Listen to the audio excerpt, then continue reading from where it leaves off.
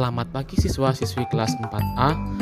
Untuk pembelajaran hari ini, kita akan mempelajari tentang sifat bunyi bertemu dengan permukaan benda. Sebelumnya, kita sudah mempelajari tentang sifat-sifat perambatan bunyi, yaitu dipelajari lagi ya tentang sifat-sifat perambatan bunyi. Untuk hari ini, kita akan mempelajari sifat bunyi bertemu dengan permukaan benda. Simak video berikut ini. Nah, pada subtema sebelumnya, anak-anak telah belajar salah satu sifat bunyi, yaitu sifat bunyi merambat melalui benda padat, cair, dan gas. Nah, kali ini kita akan belajar sifat-sifat yang lainnya, yaitu bunyi itu dapat dipantulkan dan dapat diserap.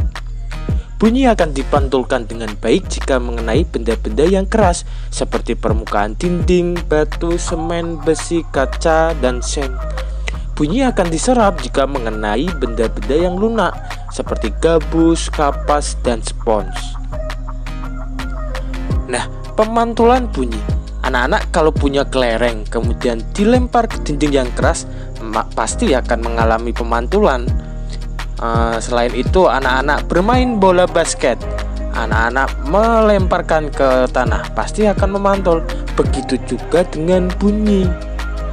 Bunyi juga dapat memantul ya jika dalam perambatannya dihalangi oleh benda yang permukaannya keras atau mengenai benda-benda yang keras. Jenis-jenis bunyi pantul itu ada 3 anak-anak. Yang pertama, bunyi yang memperkuat bunyi aslinya. Maksudnya apa, Pak Dias? Bunyi ini terjadi apabila sumber bunyinya punya jarak yang sangat dekat dengan dinding pemantulnya. Dengan demikian, bunyi pantulnya akan terdengar jelas dan bersamaan dengan bunyi aslinya. Contohnya adalah suara seseorang yang berada di dalam ruangan kecil akan terdengar jelas. Misalnya anak-anak di bawah kolong meja atau di dalam lemari.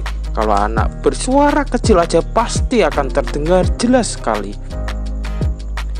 Yang kedua, anak-anak, gaung atau kerdam.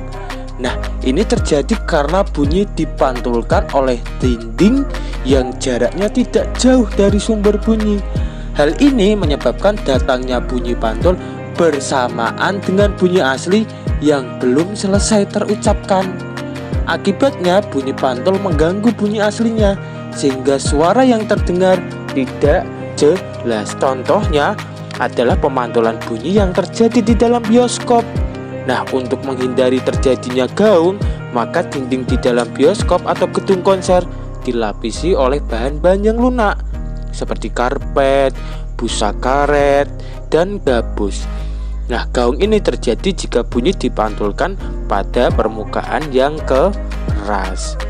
Maka bunyi pantulnya terdengar hampir bersamaan dengan bunyi aslinya, sehingga bunyi terpantul berulang-ulang.